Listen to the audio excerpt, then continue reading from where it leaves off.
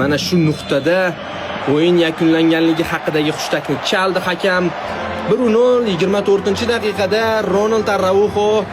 Xo'p, jigarlar, ormanglar, xayrli kech hammaga.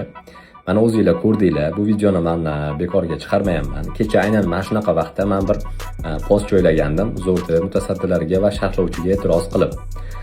E'tirozim haqli bo'lib chiqdi va aynan ko'pchilik meni qo'llab-quvvatladi.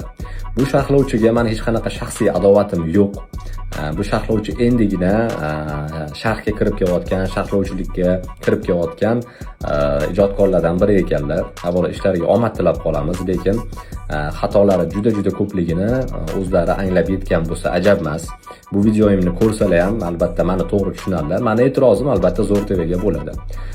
Sharhdan oldin 1 soat 2 soat oldin o'yinni Barselona hamda Rayo Vallecano o'yinini aynan Bobur Akmalov sharhlaydi deb bizni qulog'imizga katta o'sha uyg'urcha lag'monlarni osib qo'ydilar-da.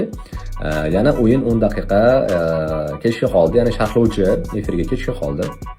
Texnik sabablarga ko'ra deyilyapti. Meni o'zim ham shu sohada ishlashimni inobatga olsak, qanaqa texnik sabablar? Buni tushuntirib o'tish kerak efir davomida. Bu oddiy bir sekundadagi jamoa emas. Bu o'sha Barselona hamda aynan Rayo Vallecano. Hozirda Barselona La Liga Grande birinchi o'rinda boryapti.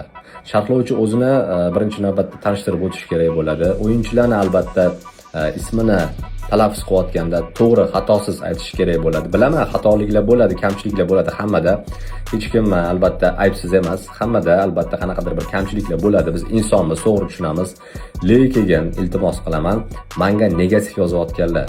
Bilaman, sizlar Real Madridning muxlisisizlar. Aynan mana shu sharhlovchi ham Real Madridning muxlisi ekanlar. Lekin neytral bo'lib imkon qadar harakat qildilar sharhlashga, lekin ozgina bor ekan sizga, ozgina bor ekan. Iltimos, boshqa La Ligani, mayli tinchgina o'sha Real Madridning o'yinini sharhlab qo'ya qoling. Agarda Davron Fayziyev, Xayrulla Hamidovlardan ortsa agar sizga tegishi mumkin. Yokida borib Setanta Sportga, ya'ni shartnoma qilib ular bilan ishlashingiz mumkin. Qo'ying, Zo'r TV orqali boshqa sharhlamang. Meni boshqa gapim yo'q. Hammaga xayrli kech.